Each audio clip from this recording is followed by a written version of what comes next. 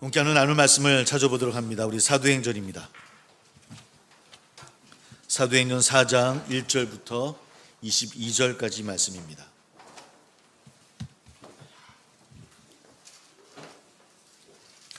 사도행전 4장 1절부터 22절까지 말씀.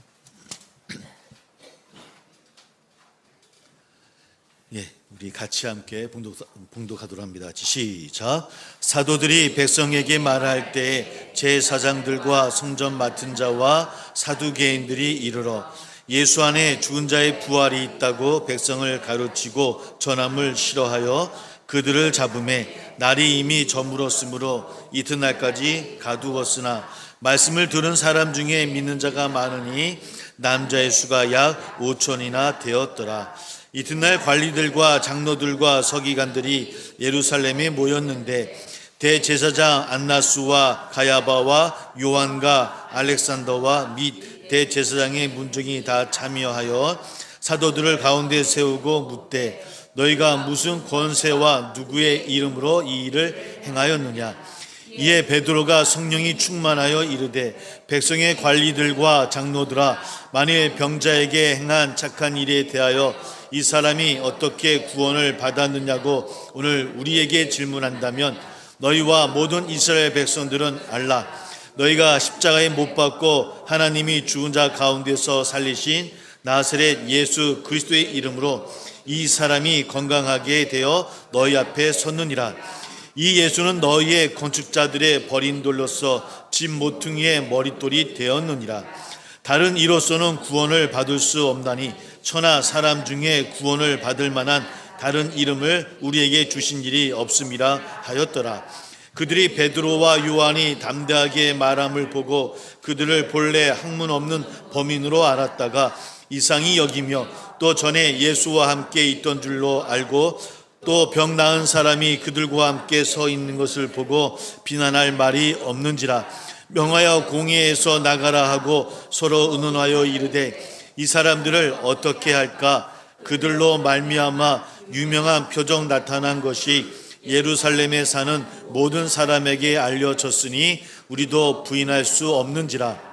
이것이 민간에 더 퍼지지 못하게 그들을 위협하여 이후에는 이 이름으로 아무에게도 말하지 말게 하자 하고 그들을 불러 경고하여 도무지 예수의 이름으로 말하지도 말고 가르치지도 말라 하니 베드로와 요한이 대답하여 이르되 하나님 앞에서 너희의 말을 듣는 것이 하나님의 말씀을 듣는 것보다 옳은가 판단하라. 우리는 보고 들은 것을 말하지 아니할 수 없다 하니 관리들이 백성들 때문에 그들을 어떻게 처벌할지 방법을 찾지 못하고 다시 위협하여 놓아 주었으니 이는 모든 사람이 그 된 일을 보고 하나님께 영광을 돌림이라. 이 표적으로 병 나은 사람은 40여 세나 되었더라. 아멘. 이제 우리 셀라 성가대에서 아름다운 찬양으로 하나님 앞에 영광을 돌리겠습니다.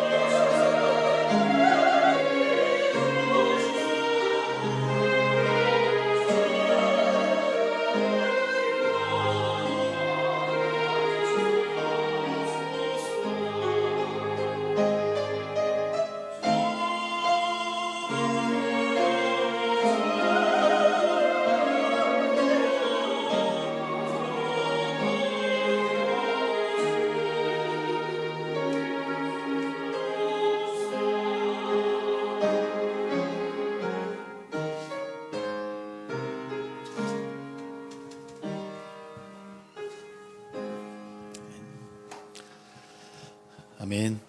할렐루야. 우리 하나님께 영광을 박수 올려드립니다. 할렐루야. 감사합니다. 할렐루야. 예, 우리 잠시 기도하겠습니다. 귀한 주님 감사와 영광을 돌립니다.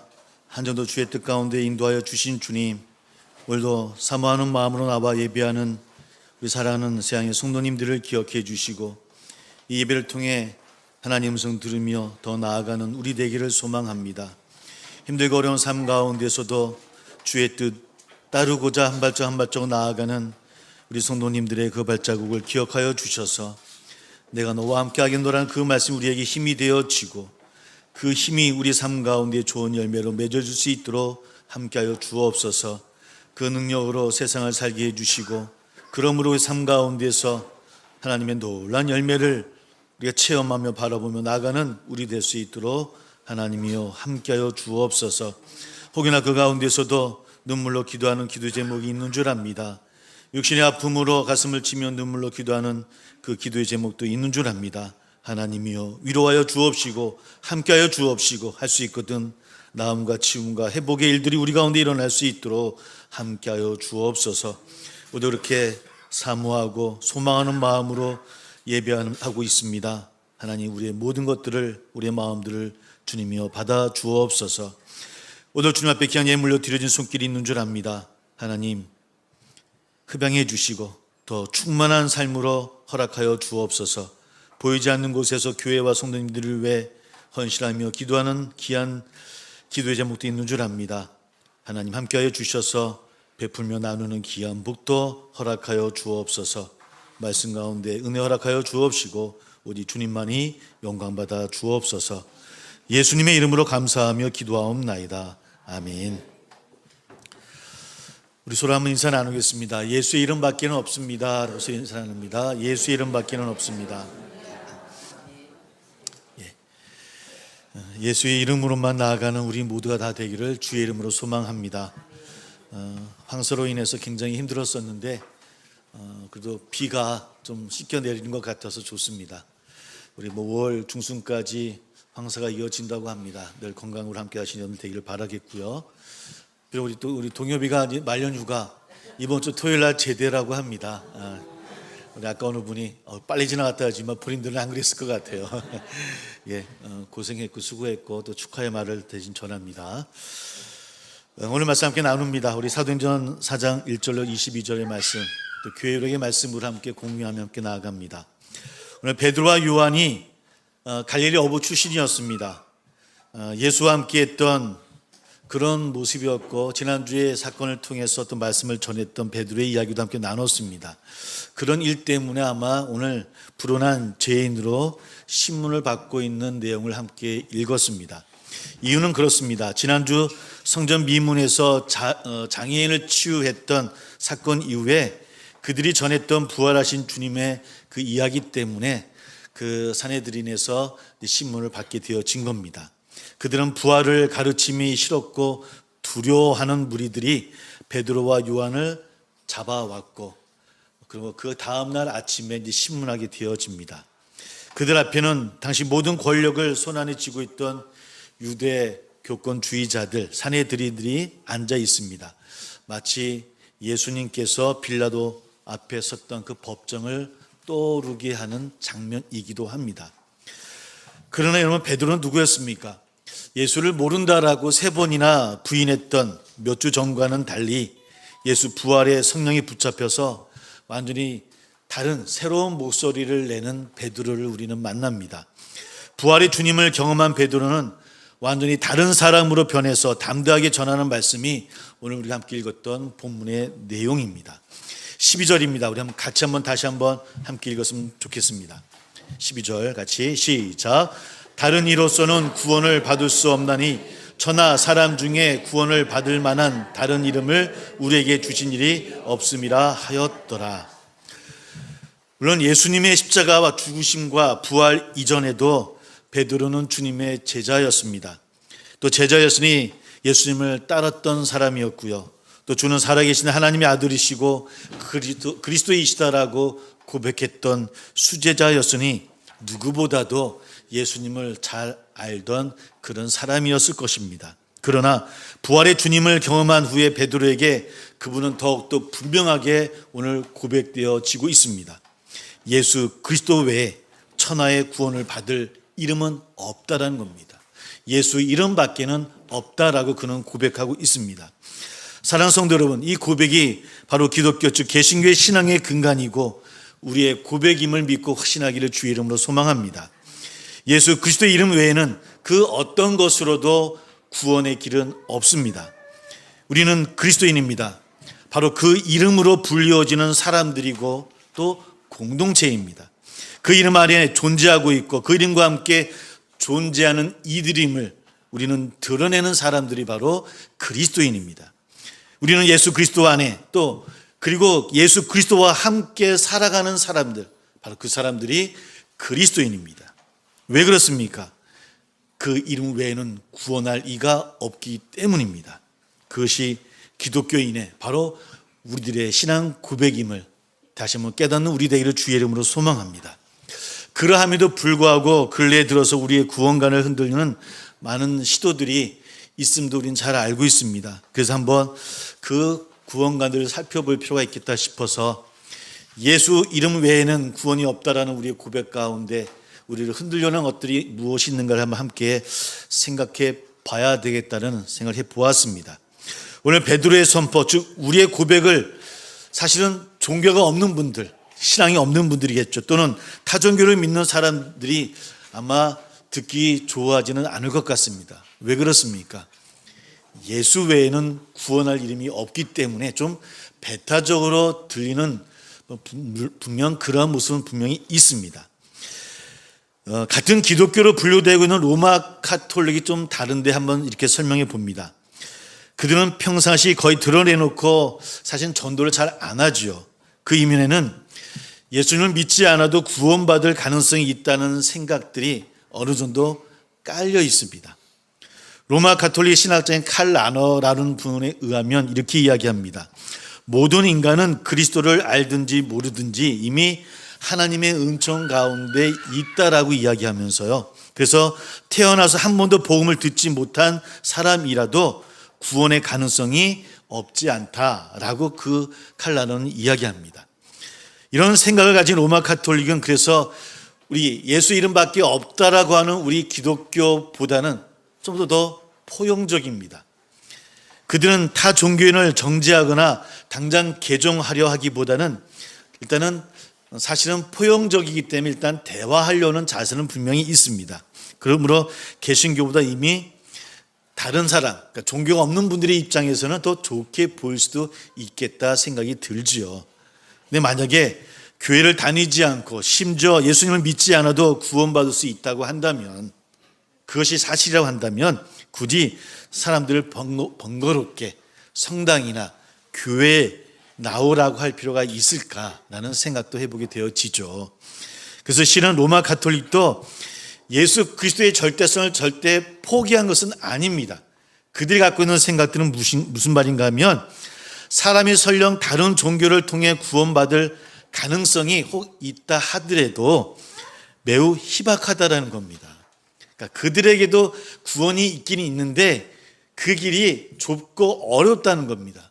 그러므로 반면 가톨릭 교회를 통해서는 그리스도께 나오면은 그 구원은 100%다 라고 이야기하는 것이 가톨릭에서 이야기하는 구원관입니다. 그러니까 다른 곳에도 구원의 길이 있기는 있는데 너무 좁고 어렵고 희박하다라는 것이죠. 그런데 어디로 오면, 가톨릭으로 오면 그것은 100% 구원받을 수 있는 거다라고 이야기를 합니다. 그러니까 이런 사고에 의하면 성경은 다른 것이 아니라 구원의 가능성이 보다 높은 쪽, 그쪽이 어느 쪽이라는 겁니까? 로마 가톨릭 쪽으로 사람을 이끈다. 이것이 바로 로마 가톨릭에서 이야기하는 구원관이기도 합니다. 이 칼 라너는 이런 방식으로 모든 종교의 정점에 로마 가톨릭을 중심에 놓고 있다 보니까 첫절이 가톨릭 중심의 신앙을 하게 되어졌던 것 같습니다.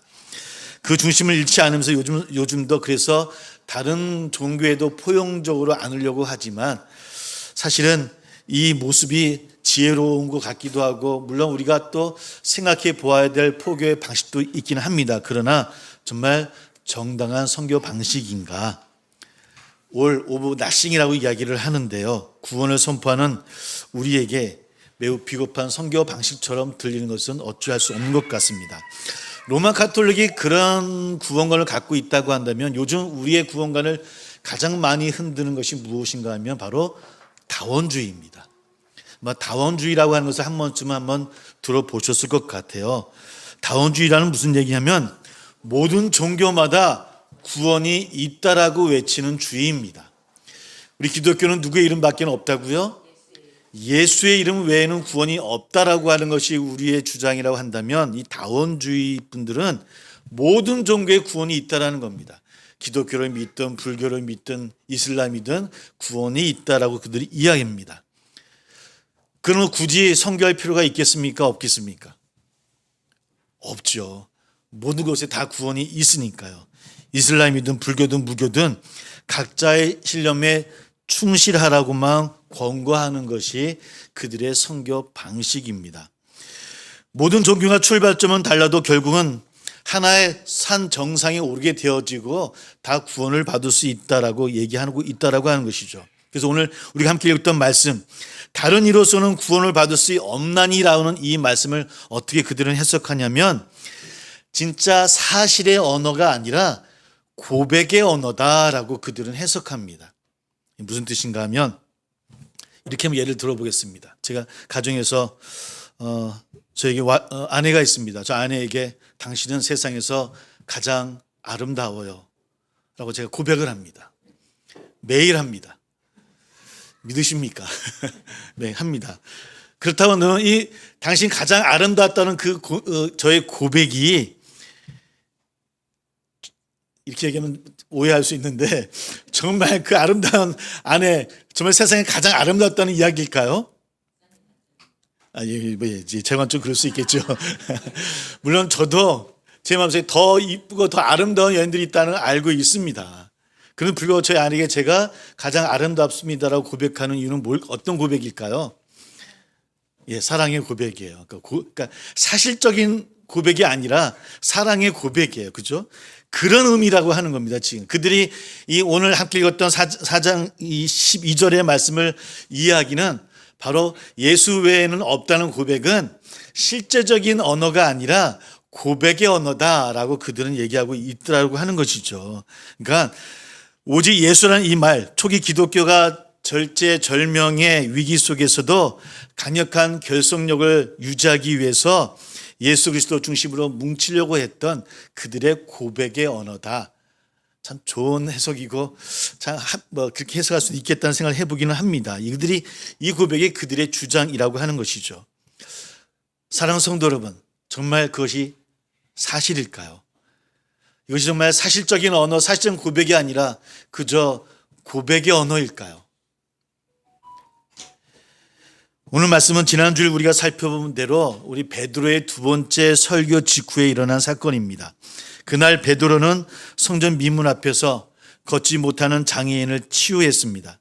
이어서 몰려온 군중에게 베드로는 설교를 하죠. 그 기적이 예수 그리스도의 십자가의 죽으심과 부활을 통해서 일찍이 하나님이 아브라함과 맺은 약속의 성취다, 그것을 선포하는 말씀이었다라고 지난주 함께 나눴습니다. 우리 4장 4절을 보니까 오늘 그날 베드로의 설교를 듣고 들은 사람들 가운데 남자만 5천 명이 예수님을 믿게 되어졌다라고 기록하고 있어요. 예나 지금이나 사람이 많이 모이면 누가 두려워하겠습니까? 권력을 잡은 사람들이 두려워하게 되어집니다. 왜냐하면 예상치 못한 소요가 일어날까 봐 그들은 두려워하고 있는 것이죠. 우리 1장 4절에 한번 다시 한번 읽어봤으면 좋겠습니다. 1장부터 우리 1절부터 4절까지 다시 한번 읽어볼게요. 길지만 시작. 사도들이 백성에게 말할 때 제사장들과 성전 맡은 자와 사두개인들이 이르러 예수 안에 죽은 자의 부활이 있다고 백성을 가르치고 전함을 싫어하여 그들을 잡음에 날이 이미 저물었으므로 그 이튿날까지 가두었으나 말씀을 들은 사람 중에 믿는 자가 많으니 남자의 수가 5천이나 되었더라. 그 당시 특별히 유대 유대 당국이라고 할까요? 유대 제사장 그룹이라고 할까요? 그들이 싫어했던 것이 사도들이 전했던 이 부활 사상이었던 것 같습니다. 그나마 사도들이 예수님이 우리 마음속에 살아나셨다라고 했다고 한다면 아마 그들도 긴장하지는 않았을 거예요. 뭐 그럴 수 있겠다. 그들의 고백의 언어로만 받아들여졌다고 한다면, 정말 부활하지 않으셨는데 부활하신 것처럼 마음속에 믿고 그런 고백으로 초기 교회가 뭉치려고 했다고 한다면 아마 그 유대 권력 가졌던 사람들이 이처럼 위기 속에 또 긴장하지는 않았을 것 같습니다. 그런데 부활을 믿지 않았던 사두개인의 그 제사장 그룹의 입장에는 도저히 받아들일 수 없었던 선포라는 것이죠. 사도들이 대놓고 예수 그리스도의 몸의 부활을 선포했기 때문에 그들은 두려워하고 또 위기를 느꼈던 것 같습니다. 당시 몸의 부활을 믿었던 바리새인들조차도 그것은 마지막 역사의 마지막 때에 일어나는 사건이지 아무 때나 일어날 사건이라고 믿지는 않았었거든요. 그런데 지금 베드로와 요한뿐만 아니라 초기 사도들과 초기 믿었던 공동체에서 바로 예수님의 부활을 이야기하니 그들의 입장에서는 받아들이기도 힘들고 또 그로 인해서 많은 사람들이 예수님을 믿게 되어졌다는 이야기를 듣고 보니 지금 그들은 위기를 또 그런 어려움을 갖게 되었던 것 같습니다. 사도들이 전한 예수 그리스도의 몸의 부활이 그들에게는 당장 현 질서를 뒤질 수 있는 일이라고 받아들여졌던 것 같아요. 사회를 전복할 수도 있겠다라는 두려움이 있었던 것 같습니다. 그랬기에 오늘 말씀처럼 대제사장 안나스와 가야바 같은 유대의 실권자들이 직접 베드로와 요한을 붙잡아다 신문을 하게 되어진 겁니다. 바로 그런 상황 가운데서 베드로가 성령 충만한 가운데 그들에게 이야기하고 있는 겁니다. 그럼 먼저 선천적으로 걷지 못했던 장애인의 치유 사건, 곧 구원 사건이 일어난 원인이 아까 말씀드렸던 것처럼 십자가에서 죽으신 예수 그리스도의 부활과 직결되어져 있다, 연결되어져 있다라고 증거하고 있습니다. 8절부터 10절입니다. 제가 읽어드립니다. 이에 베드로가 성령이 충만하여 이르되 백성의 관리들과 장로들아 만일 병자에게 행한 착한 일에 대하여 이 사람이 어떻게 구원을 받았느냐고 오늘 우리에게 질문한다면 너희와 모든 이스라엘 백성들은 알라. 너희가 십자가에 못 박고 하나님이 죽은 자 가운데서 살리신 나사렛 예수 그리스도의 이름으로 이 사람이 건강하게 되어 너희 앞에 섰느니라. 그들에게 베드로는 그 장애인 치유 사건이 바로 시편 118편 22절에 너희 건축자들이 버린 돌이 집 모퉁이의 머릿돌이 되었느니라고 하는 그 말씀의 성취라고 베드로는 그들 앞에서 이야기하고 있는 겁니다. 이것은 어떤 뜻인가 하면 바로 그 제사장 그룹들이, 사두개인들이, 바리새인들이 십자가에 못 박히신, 그래서 그곳에서 죽었던 예수님, 바로 성문 밖에서 철저히 버림받아서 죽임당한 예수가 부활해서 장차 대제사장들을 대체하고 새로운 성전의 머릿돌이, 즉 새로운 성전의 주인이 새로운 대제사장이 되어졌다라고 그들 앞에 말씀하고 있는 겁니다. 이는 곧 그들 입장에서는 예수님이 누구라고 말하고 있는 거냐면 바로 메시아라고 그들 앞에서 선포하고 있는 겁니다.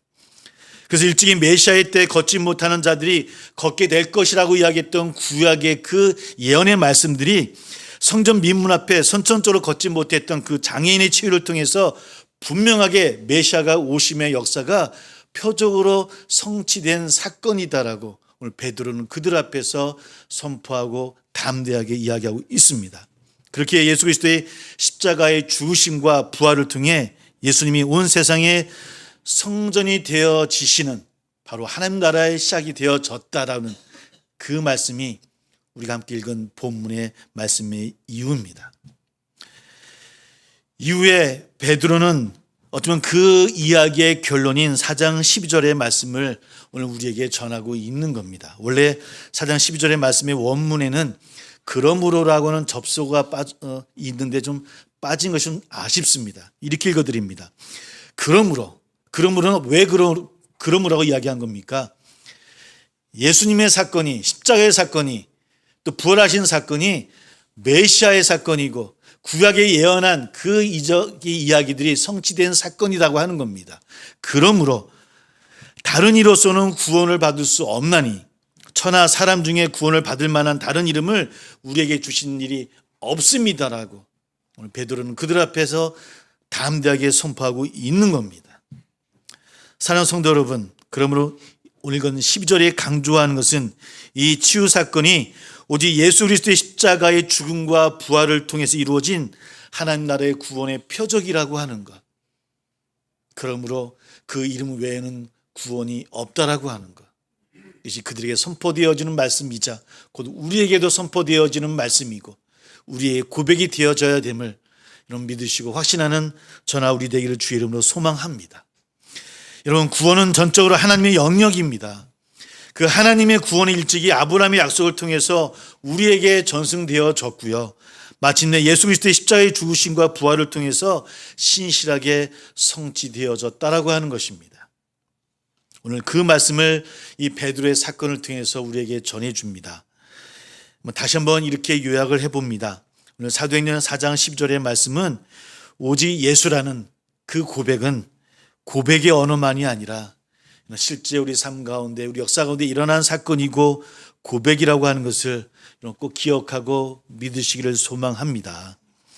현실 속에 실제로 발생했던 사건이라고 하는 겁니다. 그러므로 이 말씀은 우리가 받아들여져야 될 것은 그러므로 사실은 우리 개신교회 기독교의 구원관은 배타적인 구원관을 배제하지 않을 수 없다라고 하는 겁니다. 배타적일 수밖에 없다라고 하는 겁니다.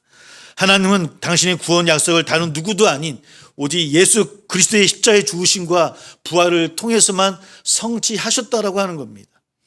예수 그리스도 외에는 구원의 길이 없습니다. 이것이 우리의 고백입니다. 그리고 그 구원은 철저하게 하나님의 영역이라고 하는 것. 오늘 이것이 우리가 함께 했던 본문을 가운데서 우리가 생각해보고 고민이 될 문제들입니다. 우리는 쉽게 또 늘 들어서 고백하는 문장이긴 하지만 그러나 물론 이 고백이 믿지 않는 분들에게는 좀 배타적으로 들릴 수도 있을 것이고 좀 어렵게 들릴 수 있을 것 같아요. 예수님 외에는 구원이 없습니다. 예수 이름으로만 구원을 받습니다라는 우리의 고백이 좀 믿지 않는 분들에게는 꼭 그래야만 되겠냐라고 왜 이렇게 배타적이냐라고 얘기 들을 수 있겠죠. 그러나 그 이름밖에는 구원이 없다라고 하는 것이 성경이 우리에게 들려주는 이야기입니다. 그렇다고 해서 배타적이 될 수밖에 없는 우리들이긴 하지만 오늘 가톨릭 통해서는 좀 우리가 좀 배울 것도 있는 것 같아요. 그렇다고 해서 벽을 닫을 것이 아니라 할 수 있다고 한다면 많은 대화를 통해서 또 많은 문 열림을 통해서 그렇게 말씀을 전하고 또 다가가는 우리의 필요성도 있을 것 같아요. 그 배타적인 구원가는 문을 닫으라는 얘기는 분명히 아닐 겁니다. 그들이 어떻게 예수의 이름을 전파해야 될지 우리가 고민해야 되고 또 세상을 구원하시기 위한 하나님의 뜻이다라는 것을 우리가 이해한다고 한다면 더 한 발자국 다가가는 그런 우리의 모습으로 세상 가운데 살아가는 저나 우리 되기를 소망합니다. 우리가 세상 속에서 우리의 삶의 모습을 통해서 우리의 말 한마디를 통해서 또 따뜻한 우리의 심성을 통해서 우리의 선교가 배타적인 선교가 아니라 넓은 사랑의 선교가 될 수 있도록 예수 이름밖에는 없지만 바로 그분이 사랑의 주님이시라는 것을 잊지 아니하고 우리 세상 가운데 사랑의 마음으로 예수의 이름을 전할 수 있는 저나 우리 모두가 다 되기를 주의 이름으로 소망하고 또 나아가는 우리 성도님이 다 되시기를 주의 이름으로 축복을 드립니다. 기도하겠습니다.